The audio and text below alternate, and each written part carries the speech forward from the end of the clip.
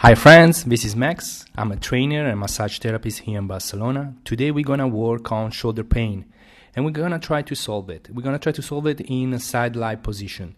I love this position because allow you to work in 360 degrees angle of the shoulder. It allows you to work on the back of the trunk muscle and allow you to work in the front. So everything that is chest, scalene, or even sternocleido. So two things before we start. The warm-up is important, but even more important is to allow your client to move his arm on the table if he got too numb. And the other thing is stabilization of the trunk. The muscle we're going to work today, deltoid, infraspinator, trapezius, levator scapula, and especially the rhomboid. And the lower trapezius is important for stabilization of the scapula. I want to remind you that most of the technique you see come from amazing Thailand, a place where you can have amazing food. It gave origin to the Muay Thai used in the UFC, and of course, Thai massage. Most of the technique come from Thai massage, a century school that has influenced the West. Let's go back to the massage. This technique to start is like a Syriac for the rhomboid, and it's a warm-up. As I was saying, you can work all the neck, the sternocleidomastoideo, you can work all the muscle, the splenioscapitis, you can work the trapezius, the infraspinatus. From every position you feel comfortable. And it's really important when we work on the shoulder that we work all the muscles that are connected to the shoulder. So all the muscle of the neck, all the muscle of the mid, back, and trunk, because are connected from the scapulothoracic joint, and all the muscle of the arms, because they are connected to the fascia that goes from the shoulder all the way to the hands. So sometimes you can even solve a problem in the shoulder through working to the hands. So we're gonna start with some stretching of the rhomboid. It's this technique in this position. It's just golden, and some cross fiber massage of the rhomboid. So you want to starting from the lower trap, go up to the middle of the rhomboid, all the way up to the upper rhomboid. I always add something pleasurable for the massage, like a rolling, like a rocking, that can mitigate the hard work on a fascia. As I was saying, this is a classical example of a Thai technique that works wonder on the trigger point of the rhomboid. It allows you to make the rhomboid more supple, and you can even go under the scapula and work the rhomboid under the scapula in bare attachment. Then, as I said, mobilization are a key to get rid of frozen shoulder. Frozen shoulder that is generally happen when the capsule protecting the glenohumeral joint contract and stiffen. So you got a scar adhesion and may always form between the joint capsule and the head of the humerus. So this manipulation, this mobilization coming from, again, from Thai massage is amazing, even to stretch the traps. And I always do some neuromuscular massage, and then I stop on the occiput and stretch the muscle. Amazing stretch. Even you can even increase the level of stretching if you take the pillow out of the head, gently of course, and allowing the head to tilt down. This position allows you to even work the occiput and all the facet of the cervical spine.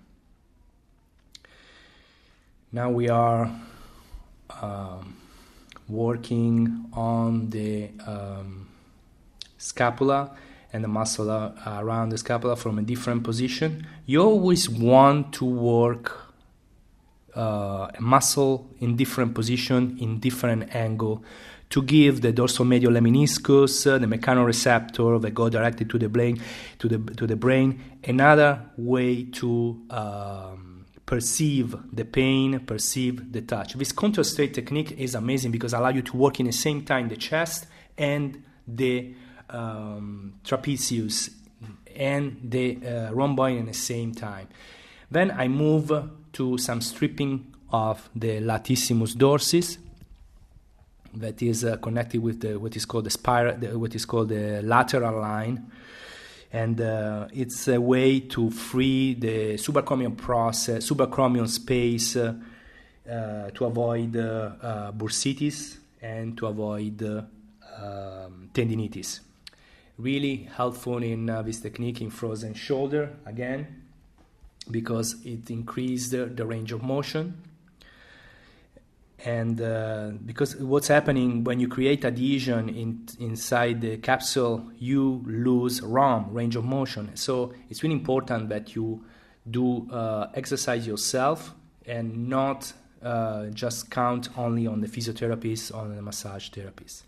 Working on infraspinatus, part in the rotatory cuff, that can create what is called rotatory cuff impingement. You want to try to relax this fascia that is really tense sometimes in what is called rounded shoulder, especially bodybuilder or people that work in a gym that have a strong chest, a strong latissimus. And then we are going here to the subscapularis, to this mobilization of the glenohumeral joint. Really great to increase the synovial liquid in between the capsule. And you can move it around. You can stay here for even 2-3 minutes. It doesn't matter. Just feels really good, feels really awesome on the shoulder capsule and on the deltoids. Now we're gonna work with some technique, an active release technique for the traps, where I'm pulling and at the same time I'm moving up towards the toward the spine and towards the neck.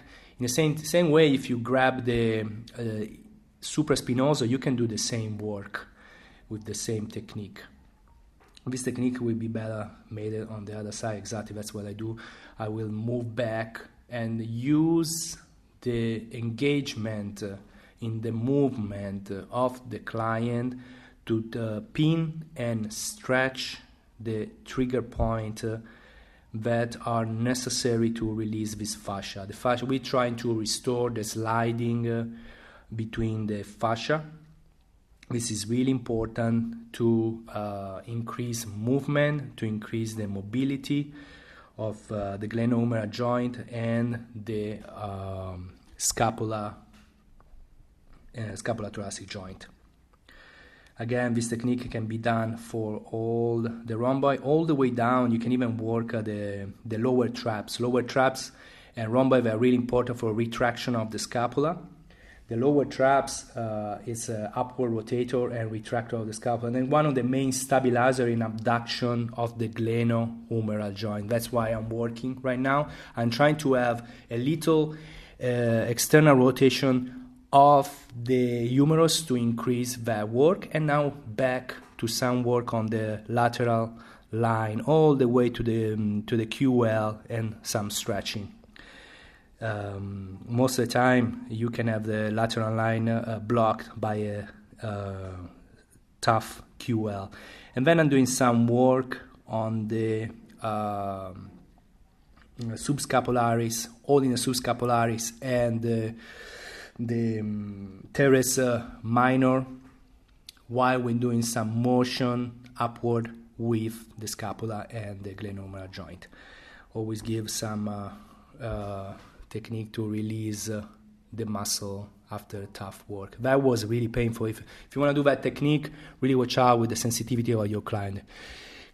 So guys, if you like my video, if you enjoy what I do, subscribe and leave a comment.